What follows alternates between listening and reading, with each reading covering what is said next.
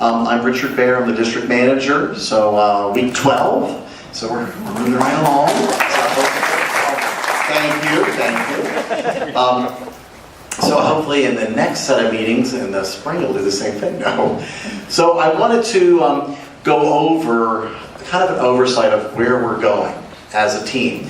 As your team leader, I think it's very, very important for all of us to understand where we're going, and for you all to understand that I'm trying to get to a certain point, and the first big milestone will be in September when I stand up before the VCCDD, our high board, and go over and report what we've accomplished. And some of the things you'll see, I've set out some goals, and our team is working on those, and let's go ahead and go through those. So just a little overview. I've talked to all of the 87 members of boards and committees and gotten from them a pretty good overview of what their issues are. And we're looking as a team, as you'll see, through a strengths, weaknesses, opportunities, and threats, a SWOT analysis, what those pressures are on our district government. As you know, and you can see here, we're 13 districts. On August 9th, we stood up the 13th district, so that's that area down along 470 and 501. And how many people in here are actually residents of the villages? Okay. I live in District 10, so I'm a consumer of all your services. So whether you're, a fire person, whether you are a DPM or Community Watch or Recreation, I'm a consumer as well. And, I look at the villages as a place where the majority of us have chosen to live. Very few people had to move here for a job. Some people may have, but most people chose to live here. Why did you choose to live here? Well, it was the lifestyle in many cases. It was the way the villages looked. It was the way the villages presented a lifestyle that maybe complemented what you wanted to do, whether it's golf or recreation, a whole host of reasons. And it is a place that when you look at the villages and you compare that to other communities, you had other choices. You chose the villages, if you live in the villages, over places like Clearwater Beach or somewhere in Atlanta, or somewhere on the East Coast, and you chose it for a specific reason. So we have 13 community development districts, those special governmental entities defined by Florida Statute 190. And if you look at Florida Statute 190, it's very long and cumbersome and boring, but it really gives us certain duties, and we do not have certain duties as a special district. Of course, that we don't have planning or zoning or building safety duties. We don't have law enforcement. So we focus on core things. And that's going to really frame the way that we move forward, focusing on those core items, those services that we're providing for our residents. And those services revolve around what's most important in our core values, and providing that lifestyle and keeping that lifestyle at a place where we all expect it to be and the residents expect it to be. You all do a tremendous job. You greet people every day out there. If you're a gate attendant, if you work in Community Watch, if you're actually at a rec center, you probably have and a number of others, but you have much more contact with people than maybe I have or the head of a department. It means that the way that you have that customer service transaction, and I'm being very careful as I'm saying transaction, is very, very important. We want that transaction with every customer to be positive. We can't always say yes, but the way that person leaves that transaction, the way they feel that their issue's been addressed, whether it's a yes or a no, the way that we can connect them with the service, whether it's a service provided by a county, and we may not provide it, or the city in which they live within the villages, is very important. It's my hope that we'll continue to enhance our transactions. And I've organized the organizational chart, the talents, the skills, the abilities, the knowledge that you all bring to the team in a very specific way that I think complements the way that we need to go forward and complements those pressures. So the villages is growing, like we said. It's about 55 square miles now and growing. People will say, gee, you can almost get to Orlando one day on your golf cart. It's growing, and that is a really good thing for us. It presents new opportunities, it presents new infrastructure, it presents models for us to follow as we develop some capital projects like the Baptist Church up on County Road 42. It also presents some unique issues for us. What are some of those? Well, some of those are, we have people who live in the villages in different governmental entities with different rules, different laws. They may live in Sumter County, they may live in Sumter County and in Wildwood. They may live in adjacent to Sumter County Lake and in Fruitland Park. Different tax structures. People that are looking for the value in their services but don't understand why a Laurel Oak in District 10, the exact same house, might cost more insofar as taxes from Fruitland Park and Lake County compared to Sumter County. So those issues are presented to the district, and people are moving in and they're looking for services from us as well as from cities and counties. Unique challenges. We have a special district with NSCA, the provider of some of our utilities, and that's part of the Florida statutes as well. We are large in a way and we are small in a way. We're really the 17th largest municipality, if you think of it, if you were to compare us to municipalities, cities across the state. We're bigger than half of the counties of the 67. So we are really a very large place, but yet when you look online and you look at social media, you read the paper, we're a very small place. We're a place where people relate to one another.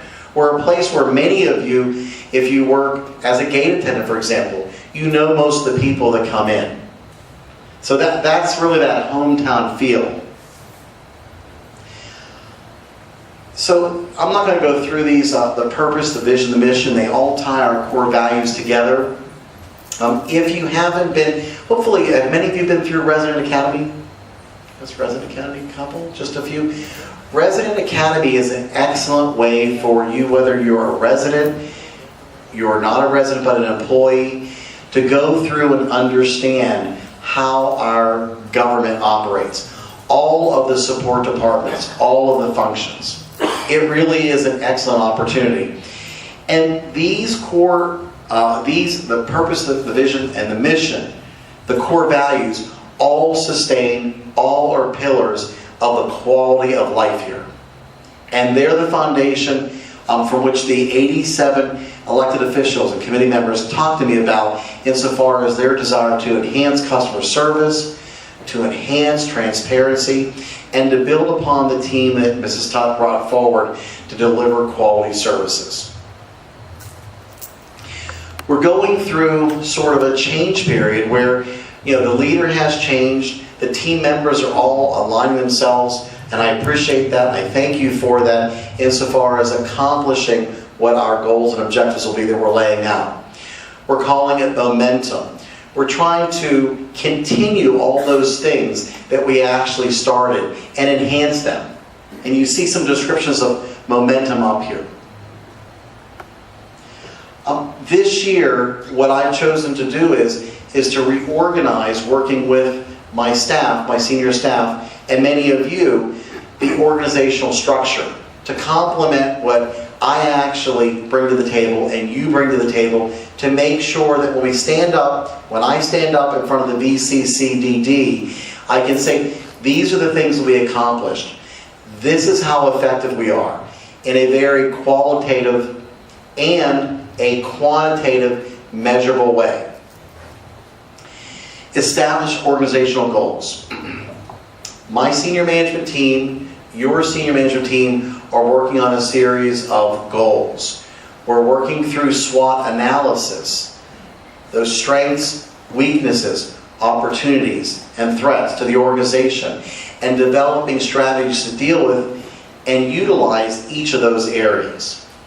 We need to develop goals so we know when we get there. Our goals need to be rolled into a strategic plan. And you'll see that we're working on that strategic plan. We need to be able to measure as we progress through those accomplishments. The other area you're going to see me talk about is becoming and remaining the employer of choice. What I hear from many of you are that it is hard to attract people to come to work here. We have a lot of competition in the area. We have Orlando and Orlando area and the counties around it, Tampa and the Tampa area, the counties around it. We have people that are comparing benefits, people that say, why would I want to come to work at the Villages? And there are many, many reasons. So we're re-examining all of those reasons, and they're not all just financial. They're not all pay. A lot of them are other benefits. A lot of people have an interest in being involved in the intrinsic nature of the work. The way that we manage this $2 billion worth of horizontal and vertical infrastructure. Extremely important. We actually have a greater asset than previous incorporated cities that I've worked. You think of all the things that we manage insofar as all of our roadways, our villa walls, our buildings, facilities, pools, landscaping, hardscape. It's incredible the amount of work that we do with roughly 1,200 people, contractual efforts that we have on hand. It truly is amazing.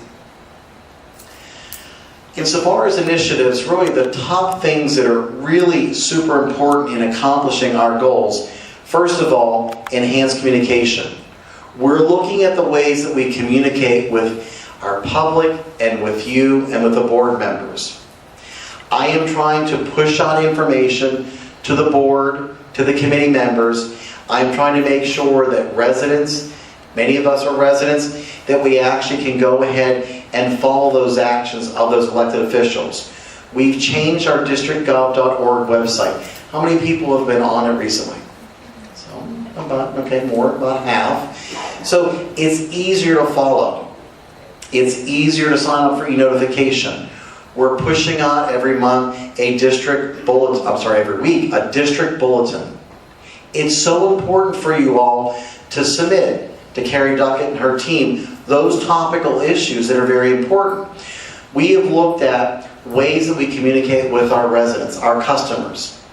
We used to have a Welcome Wednesday, and I'm sure when it was developed, it fulfilled a great purpose. But looking at the meeting portion of it over time, people are pulling the information in different ways. They weren't attending the meetings. Sometimes it was me talking to Sam, and Sam talking to Kenny, and Kenny talking to Shirley in the meetings. And we were just talking to each other. We had very few residents. People were pulling the information from actually the district bulletin, then the Welcome Wednesday brochure, now called the district bulletin. We post that on the website. Please read it. It's important for you all in meetings like this, which we're going to hold every 4 months, and using the district bulletin and signing up for e-notification, whether or not you're a resident. You can sign up for e-notification, self-select for those areas that are important to you. Reading and contributing to the employee newsletter. So important to understand what's going on. Through these meetings and all those communication methods, I don't expect you to be able to explain how that we actually construct a new fire station, or how roadways are being chosen for resurfacing or microsurfacing. But I do hope that it will bring information to you where you will know how to connect people to get that information. Calling customer service.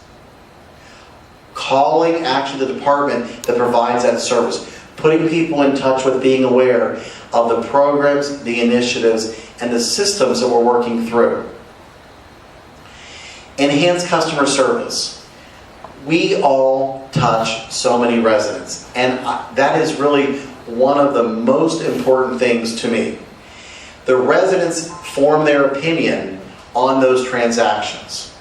So when they interact with a member of Community Standards, HR, DPM, they're looking at us to give them guidance. And again, it doesn't mean that we lay down. We always say, yes, we can do this. If it's a policy issue and we can't do it, explain why, of course. If it's another jurisdiction that provides that service, explain why, who, and get them in touch with it. Many of you, most of you, hopefully all of you do that already. But it's so important. One of the things you'll see as I briefly go through the organizational chart, which I know you all received in emails, you may have seen on our website, you may have seen covered in the paper, is the reason why we reorganized. A lot of it was to strengthen and enhance our existing customer service. Systems and analytical decision making. Managing and being a steward of $350 million across all of our line item funds. Our overall budget really entails that we have strong systems. If you were using a 1999 computer, and you'd still be waiting for it probably to quit from spinning and trying to engage and get onto the web, you'd be thinking, I really need to upgrade. We are looking at our financial systems with BS&A. We are looking at our assets and asset management. We are going to go forward to the board requesting that we upgrade both those systems. It's very important that we have the ability as managers of information and people that we can manage them efficiently and well. It's difficult if you're in risk management to go through and actually track and find trends when you're looking at several spreadsheets.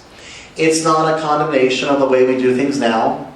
It's not really a degradation of our technology, but it is something that we need to address because as stewards of that $350 million, we have to make sure we're doing the best we can.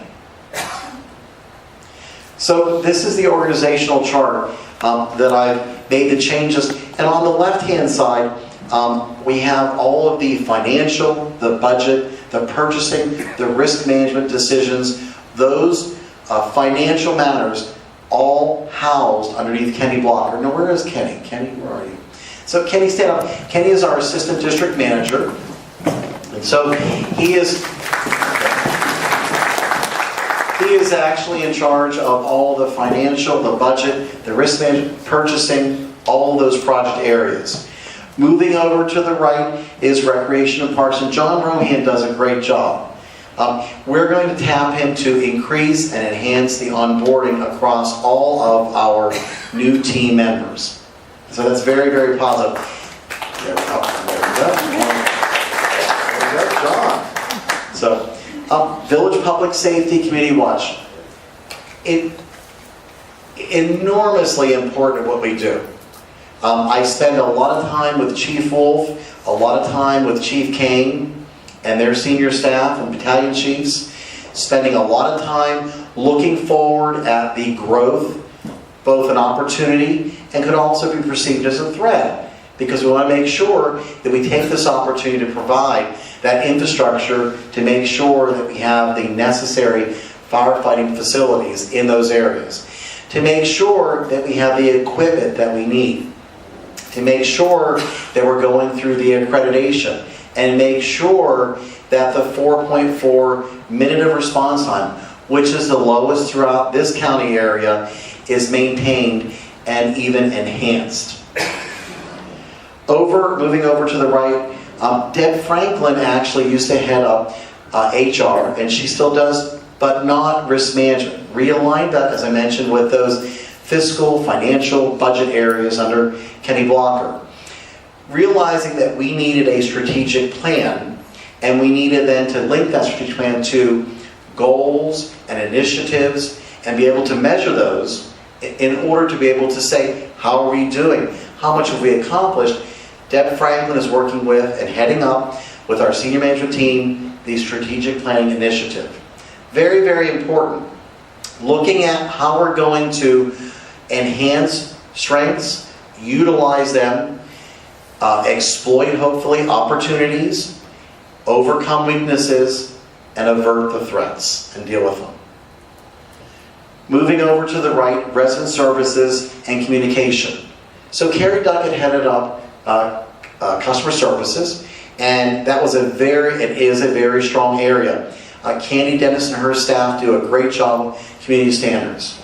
Community standards are really that area that if you want to reinvest in your house, you come in, you speak with the community standards staff, you go before the architectural review committee. Again, a transaction of 80 to 120 people wishing to reinvest in their investment within the villages.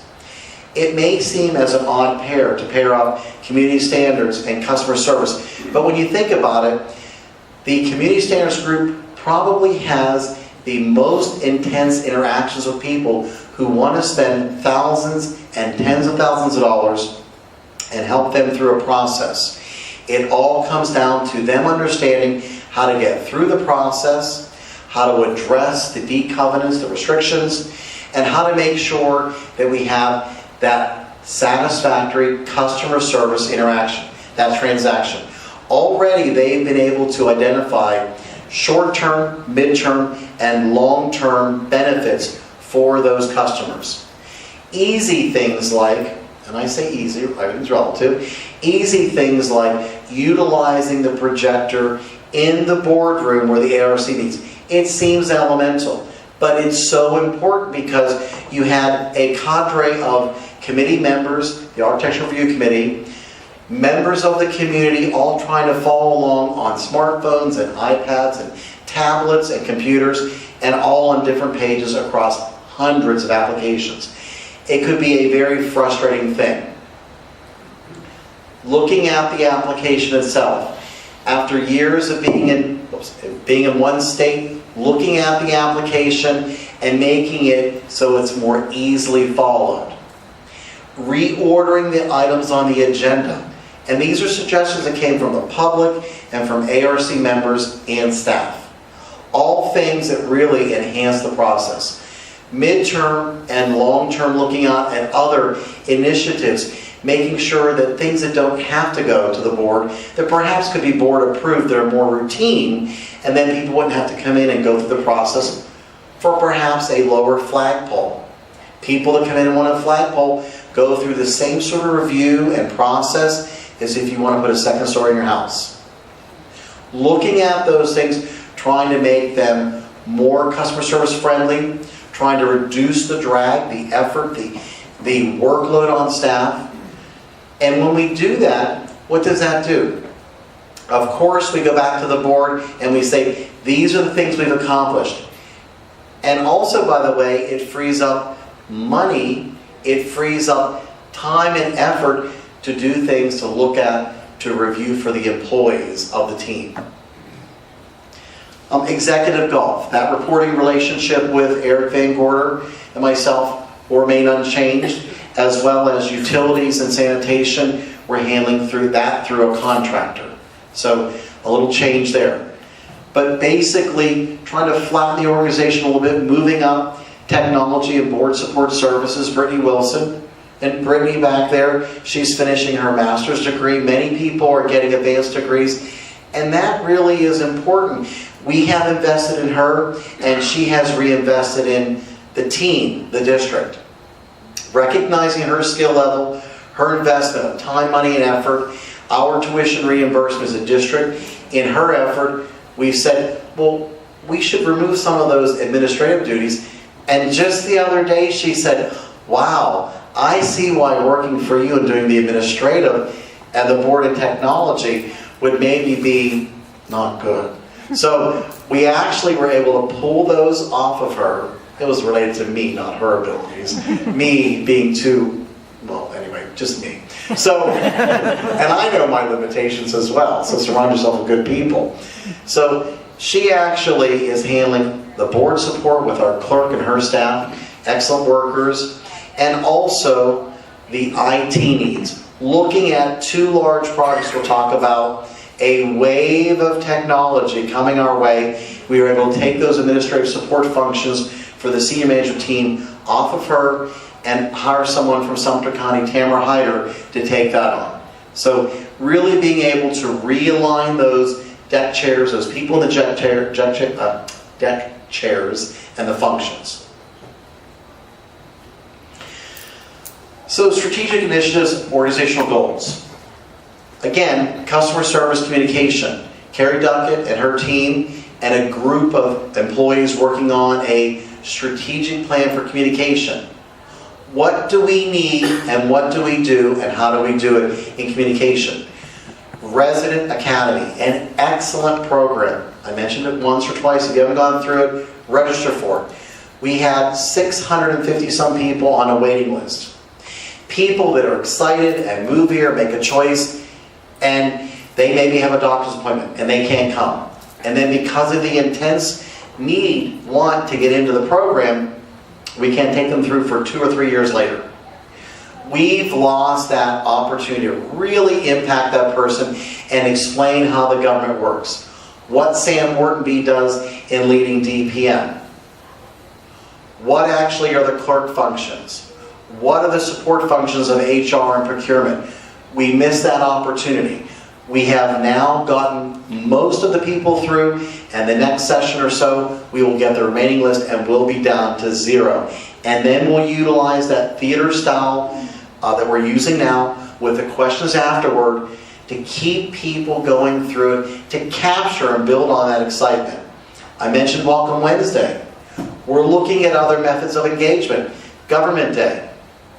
Government Day on November 3rd. People interacting 1,300 with actually their federal, state, and local officials.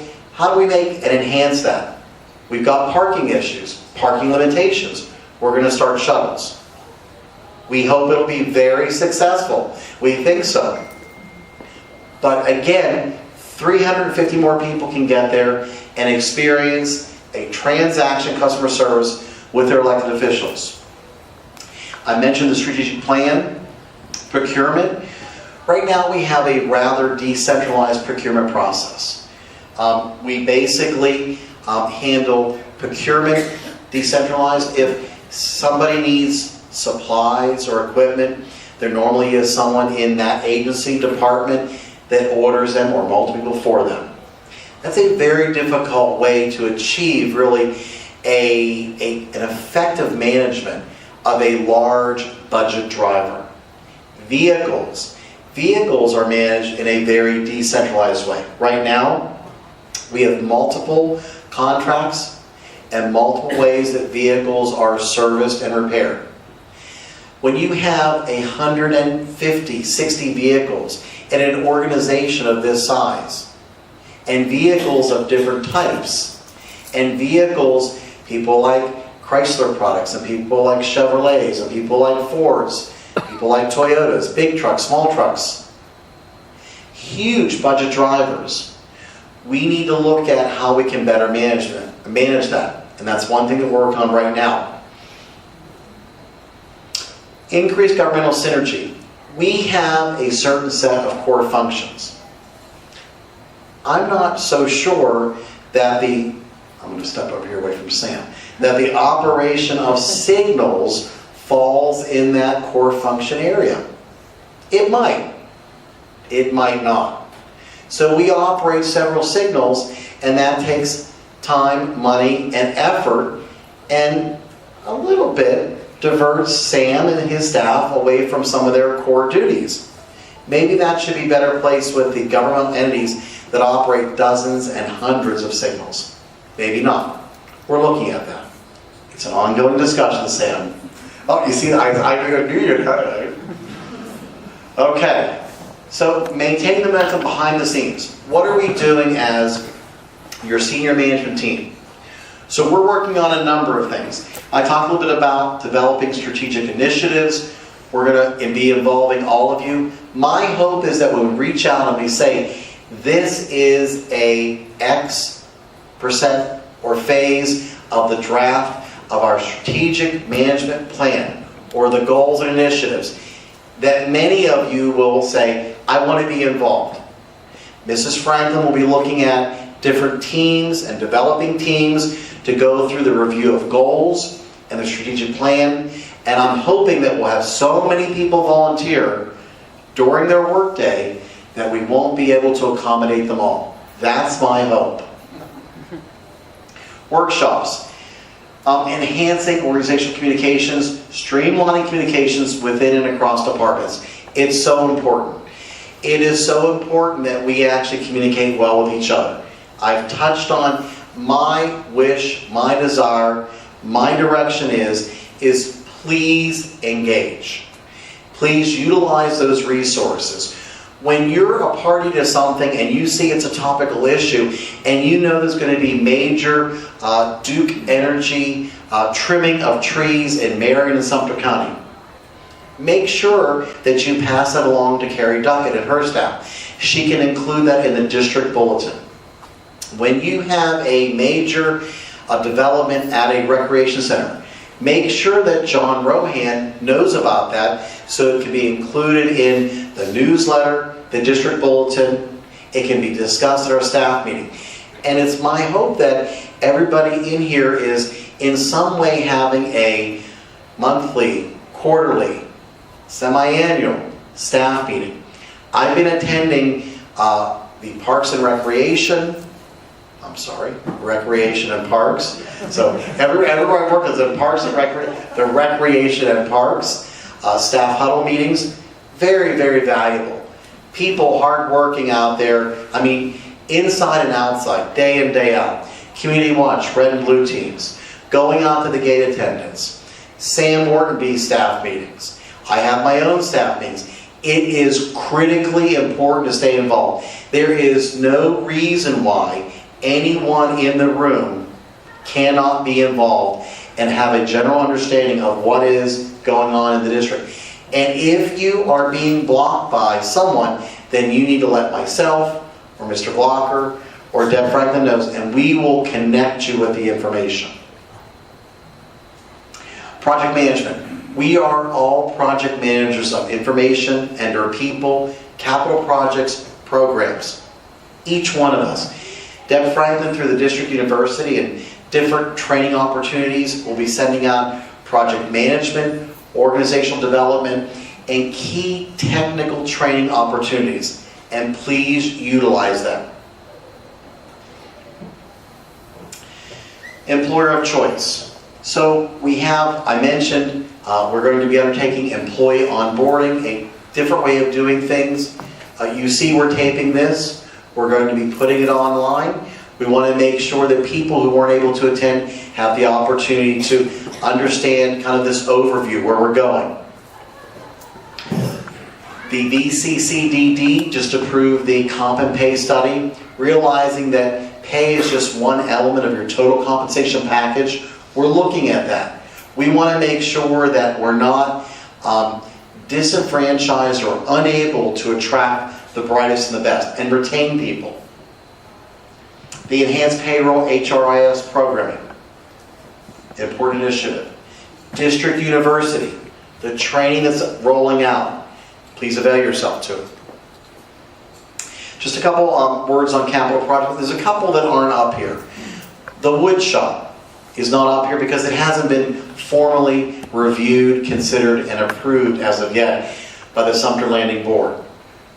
Paradise Recreation Center, really in the planning stages. A large, really new recreation center on the north side of the Villages. The County Road 42 Baptist Church property in 18 acres. A wonderful opportunity to look at the new development and say that would be great to replicate, create up here on the north side of the Villages. We're already getting a lot of comments in, really, really good comments from staff and also from residents of the community. Even though the comment period hasn't begun yet, people are beginning to think about it, get energized and excited. So just really in the developmental stages. Parr Fire Station expansion, being able to accommodate that existing response apparatus. A project that's funded and ready to begin, fully designed. County Road 468 Fire Station, being constructed by the developer. That'll be used and occupied by the Villages Public Safety Department, right there on South Morris on 468. So one of really what's going to be probably 3 or 4 additional fire stations to make sure that as the Villages grows, we're in there looking at the planning needs of our fire department and public safety. I touched a little bit on the 2 major systems that we're looking at. One is financial, the second phase of the BS&A project. That sort of project, that system that enables us to better manage our financial transactions, to be able to go paperless and to eliminate the mass number of sort of key entries and double entries that we've got to make to really take that 1999 technology up to current day. Asset management, to be able to look at a GIS, a Geographic Information System format and platform, and be able to manage and look at a floor plate like Laurel Manor facility and compare it to Seabreeze, and to be able to say, why is the energy use in this facility, if it was exactly the same square footage, the same or different? Why are there trends here regarding slip or fall from a risk management perspective? To be able to have DPM go out and from a GIS individual address location pull up all the permits, the plans, the HVAC, electrical, plumbing, all the systems, maintenance, to have all that information, to be able to create budgets that are based on actual expenditures that are able to be compared and evaluated across all of our facilities. So these are some of the ways we talked about you can stay connected.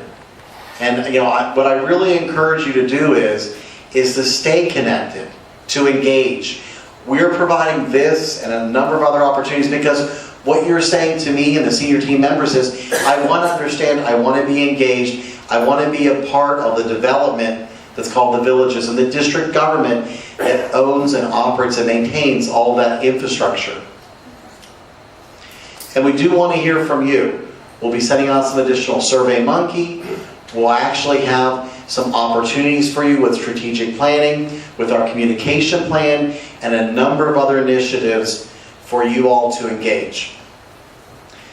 Now, Deb wanted me to remind you that the 3% pay raise will be in the paycheck coming tomorrow. That's kind of like a little guess.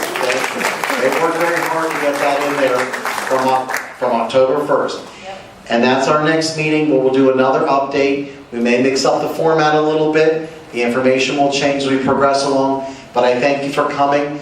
We're getting out just 40 minutes. So you all know me that I can talk and talk. 40 minutes. So have a good night. Thank you. Thank you.